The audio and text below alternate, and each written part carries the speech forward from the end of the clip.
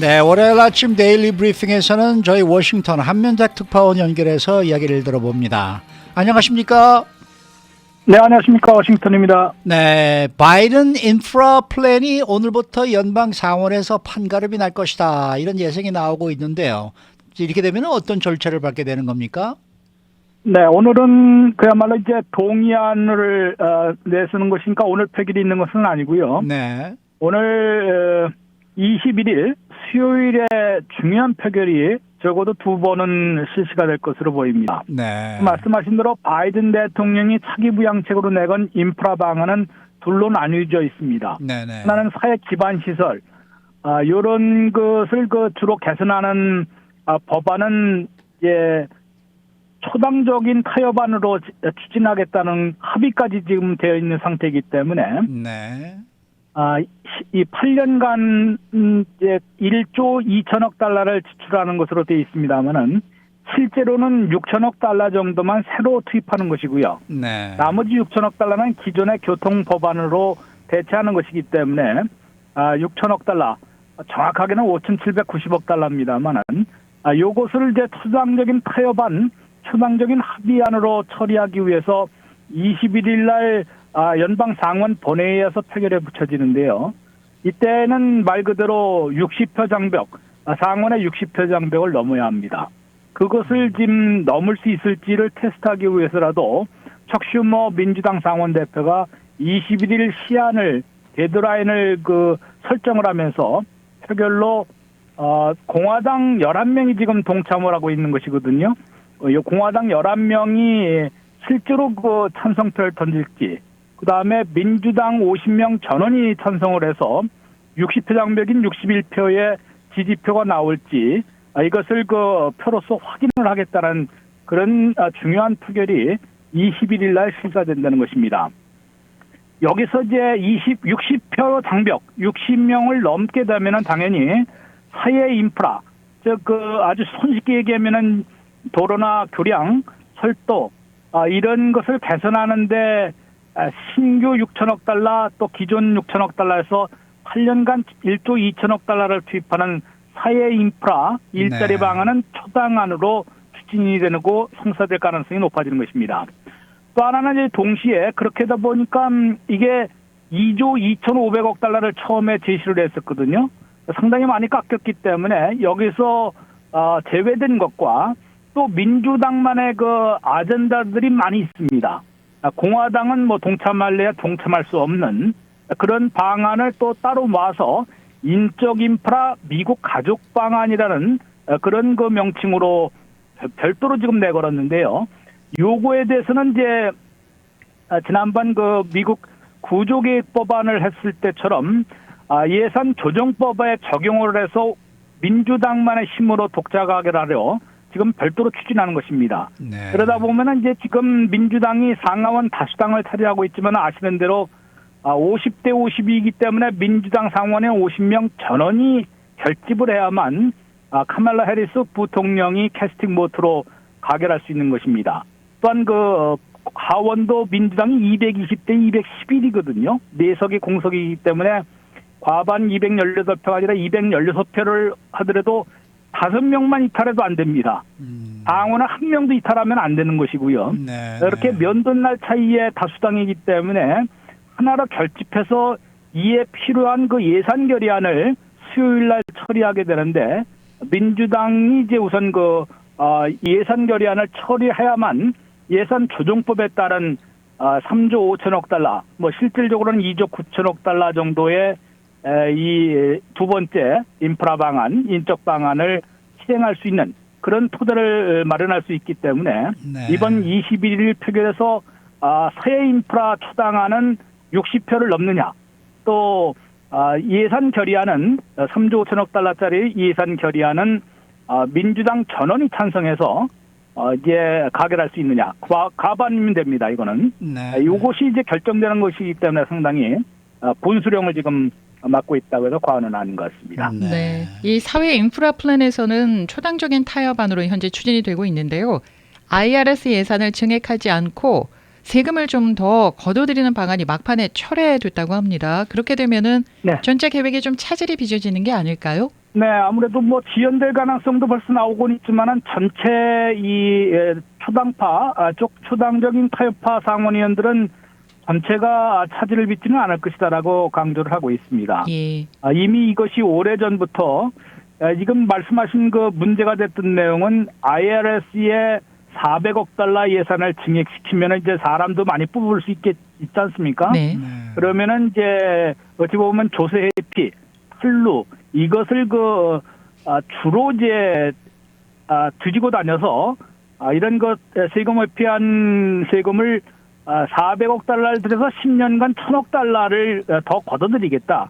이런 방안인데 바이든 방안은 사실은 800억 달러를 투입을 해서 10년간 7천억 달러를 더 걷어들일 수 있다고 얘기했습니다.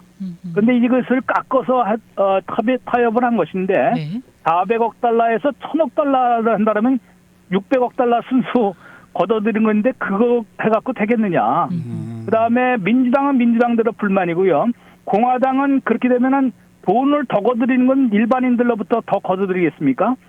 IRS가 뒤지고 다니는 건 결국은 대기업이나 부유층의 이 세무조사해서 탈루 또 의혹이 있는 거, 조세피 이런 세금을 더 거두는 것이니까 공화당으로서도 받기가 좀 어려운 상황이죠.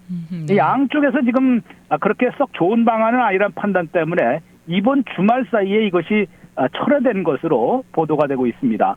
양쪽 의원들도 이제 타협파 의원들도 그 방안은 이제 철회가 됐다, 취소가 됐다라고 이제 확인을 해주고 있고요. 다른 그러면은 1000억 달러 정도를 어디서 또 걷어들일 것인지 아니면은 이 사회 일화 방안에서 이 프로그램을 좀 축소를 할 것인지 이것을 이제 결정을 해야 되는데 수요일까지 이제 표결을 붙여야 되는데 지금 그 문제뿐만 아니라요. 오늘 나오고 수요일날 표결에 붙이는 건 이른바 껍데기 법안이라고 합니다. 쉘빌이라고 하는데 예. 내용은 안 들어가 있는 겁니다.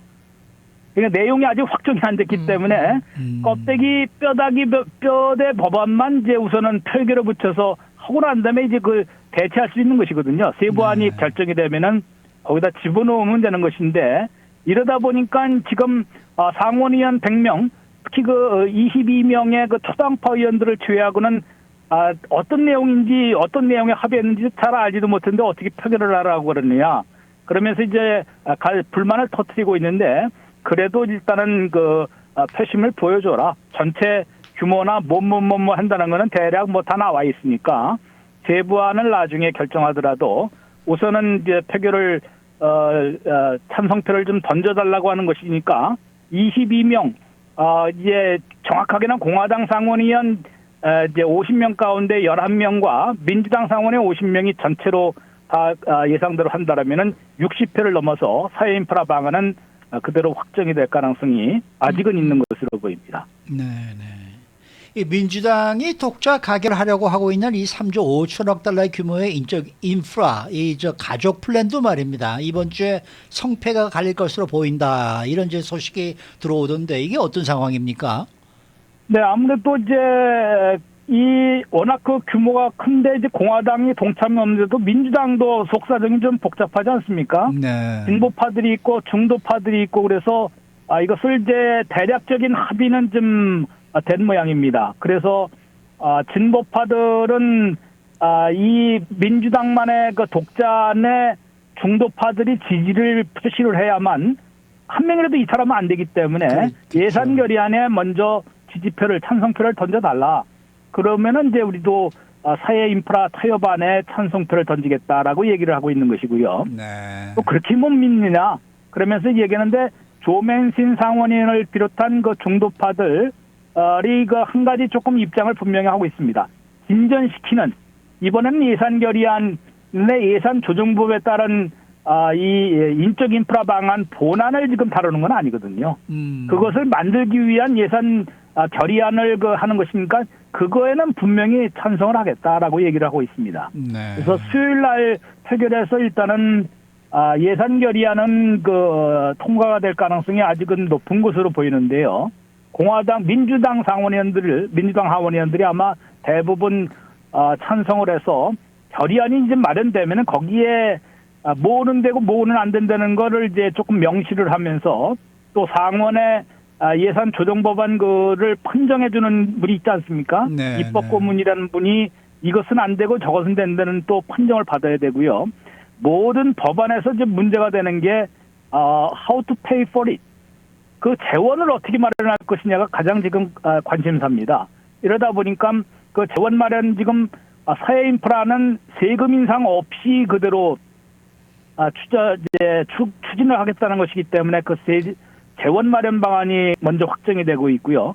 더구나 지금 이 인적 인프라 방안은 세금 인상안이 포함이 될 텐데 과연 어떤 거 아주 그 충격파가 아주 강한 것은 조금 빼려는 그런 인상을 보여주고 있기 때문에 그거에서 이제 어떤 거 타협이 이루어지느냐가 주요 관건이 있어. 이거는 뭐 민주당의 내부 사정인 것 같은데요. 그래도 이제 그런 것을 조율을 해나간 게 조 바이든 대통령과 또 척슈머 민주당 상원 대표 또 낸시 펠로시 하원 의장 등 최고 지도부의 정치력으로 보입니다. 네.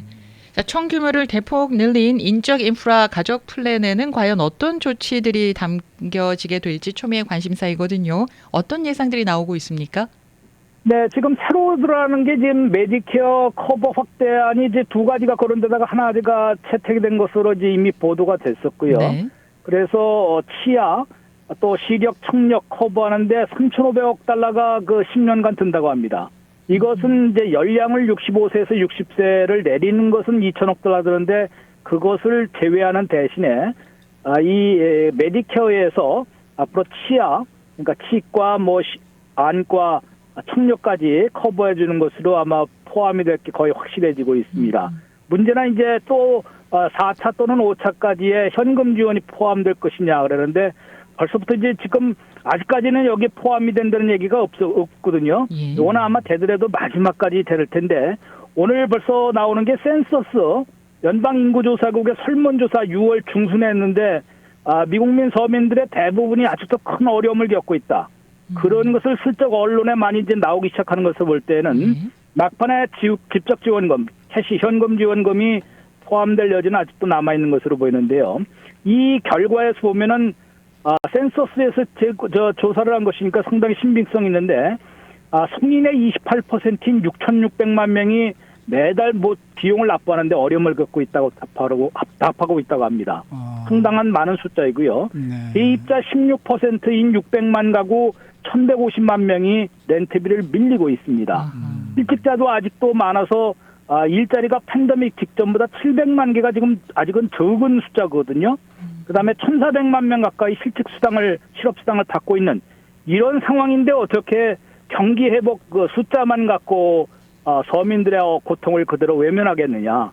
그다음에 뭐 정치적으로는 그렇게 해갖고는 선거 못 치른다. 이런 그 민주당 의원들의 또 특히 그 진보파일수록 그런 목소리를 많이 내고 있기 때문에 막판에는 지금 뭐 3조 달러 가까이 인적 인프라 방안이 되면은 여기에서 짜냈으라도 조금 지급 대상이나 지급 금액을 좀 줄이는 한이 있어도 4차 또는 그 5차까지 현금 지원 또는 자동 지원이 이루어질 막판에 포함될 가능성은 아직은 남아있다라고 할 수 있는데요.